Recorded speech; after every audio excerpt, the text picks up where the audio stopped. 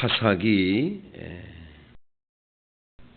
3장입니다. 사사기 3장 31절 한 절을 통해서 같이 은혜를 받도록 하겠습니다. 사사기 3장 31절입니다. 저와 여러분 합독하십니다.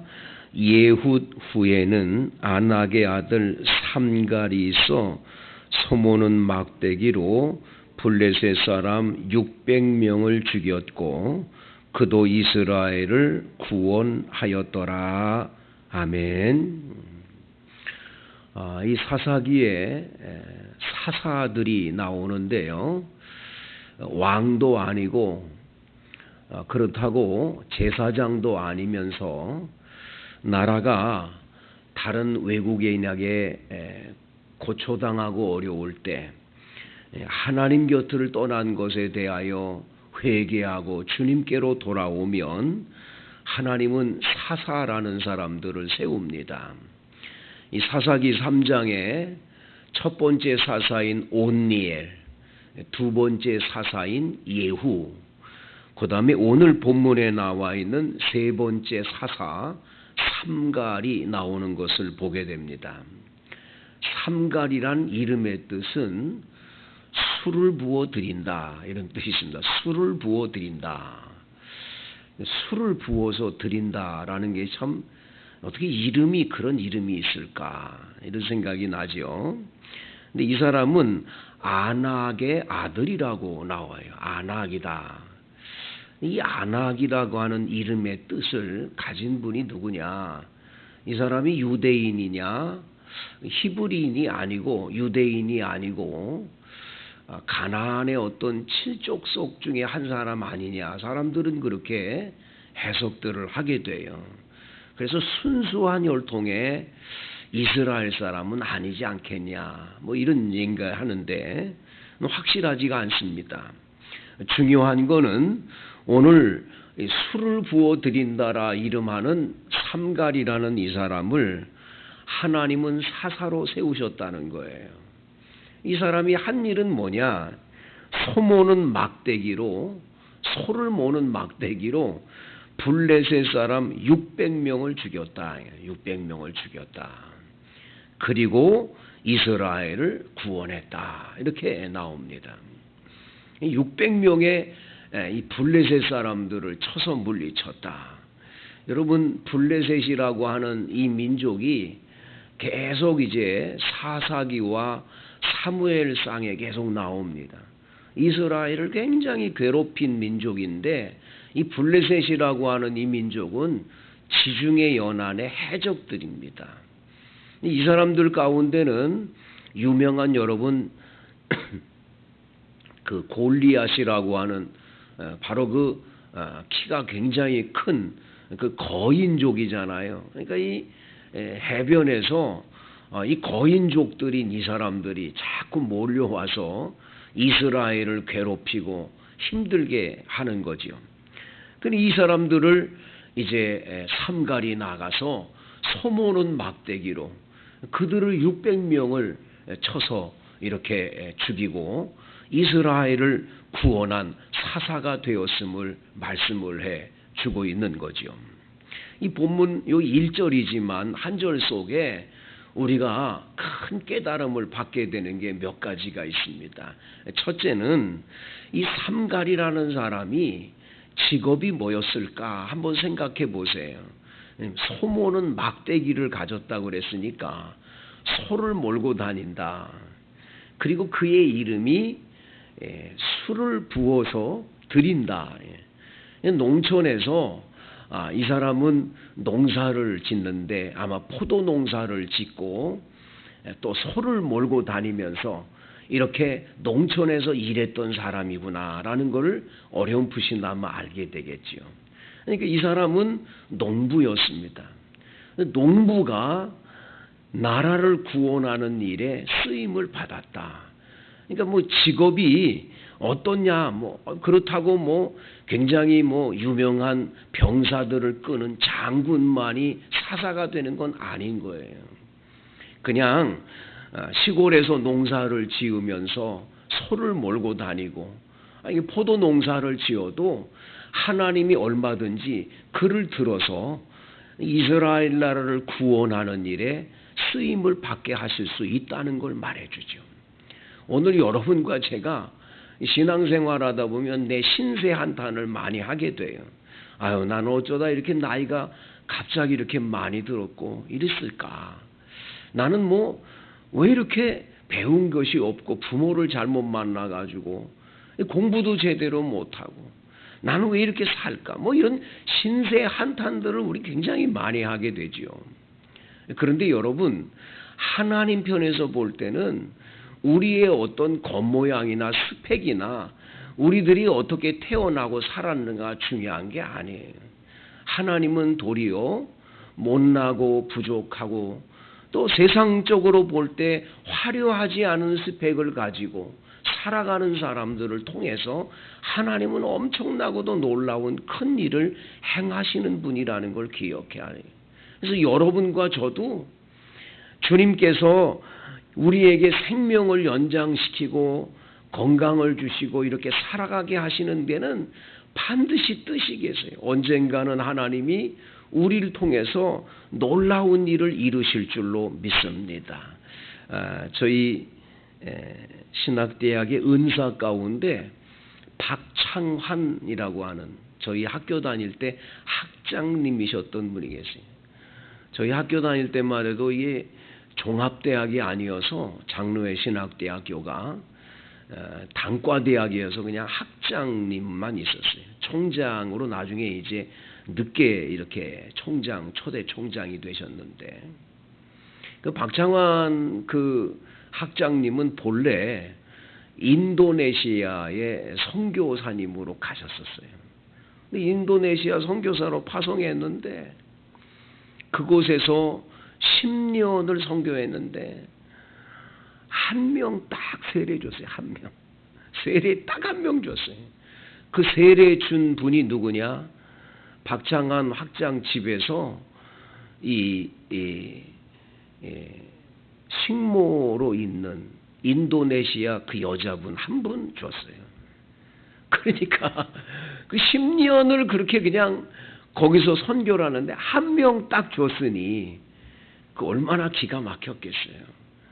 그러니까 이건 선교의 어떤 열매라는 건 하나도 없이 그냥 끝난 것과 같은 거지요. 눈으로 볼 땐 그런 거예요.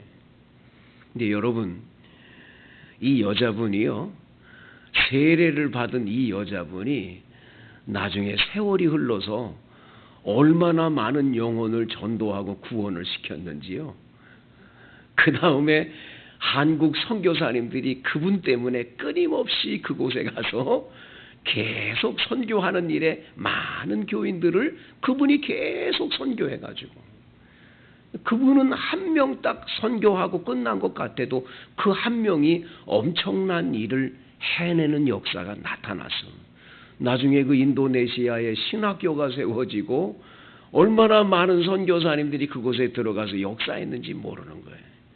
오늘 우리가 지금 하고 있는 일들, 내가 교회에서 하는 일이 이렇게 대단한가?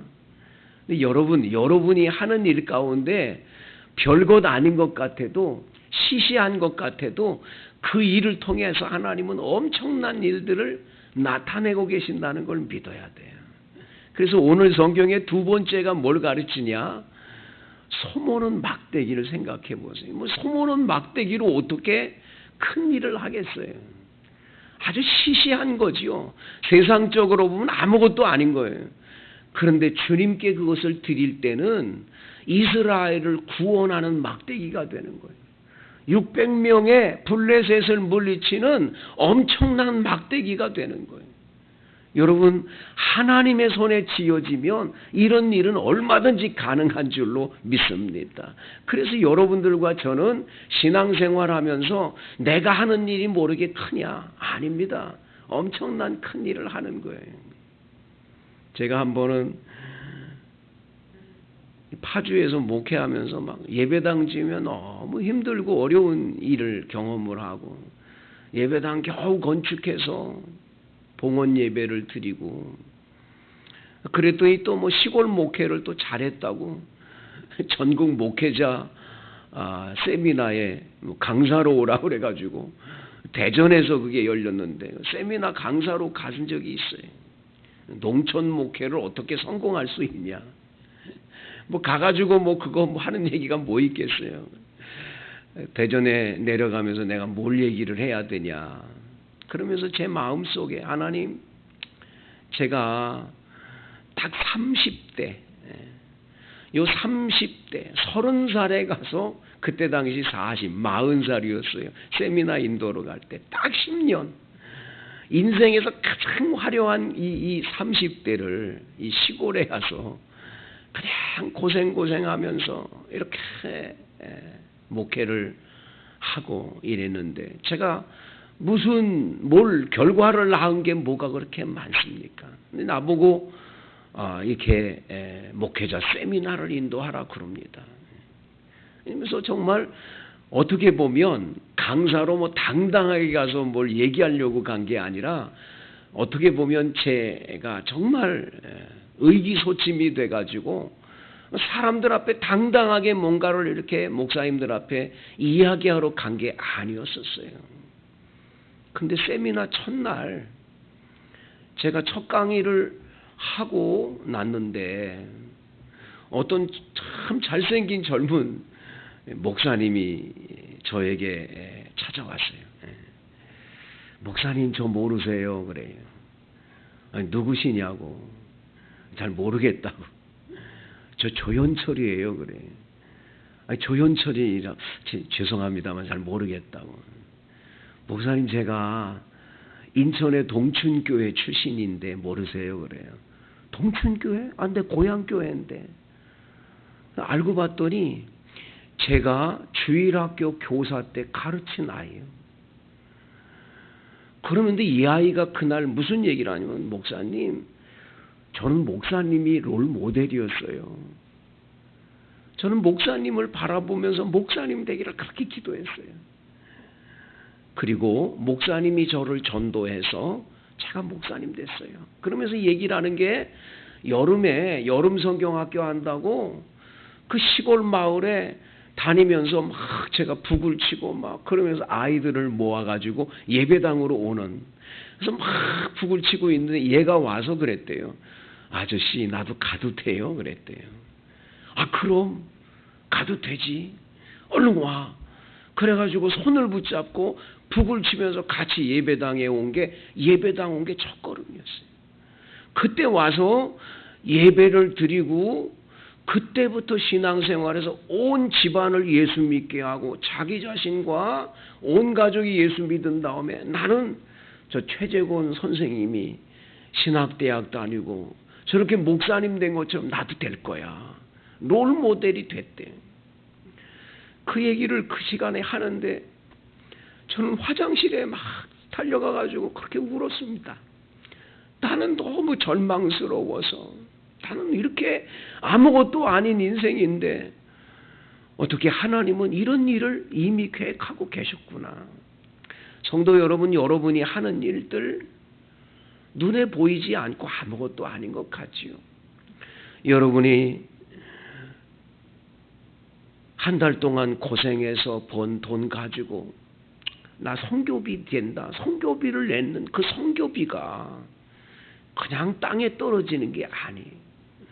그게 어디 남태평양 피지에 저 아마존의 브라질 그 아마존에서 고생하는 선교사님에게 알바니아 같은 가난한 나라에 여러분들의 선교비가 끊임없이 그들에게 가서 열매를 맺고 죽어가는 영혼을 살리고 언젠가는 주님께서 여러분을 향해 그럴 겁니다. 아무개야, 너 아무것도 안 하고 온 거 아니야. 네가 한 일이 얼마나 큰 줄 아니? 주님이 우리가 한 일에 대한 것을 다 보여줄 날이 올 거예요. 우리는 한 게 아무것도 없는 것 같은데 그냥 작은 그냥 소모는 막대기 아무것도 아닌 것 같은데 그걸 주님께 드리면 주님은 그걸 통해 영광을 받으시는 거지요. 여러분들에게 주님은 이 은혜를 베풀어 주시는 줄로 믿습니다. 이 새벽 기도에 큰 은혜가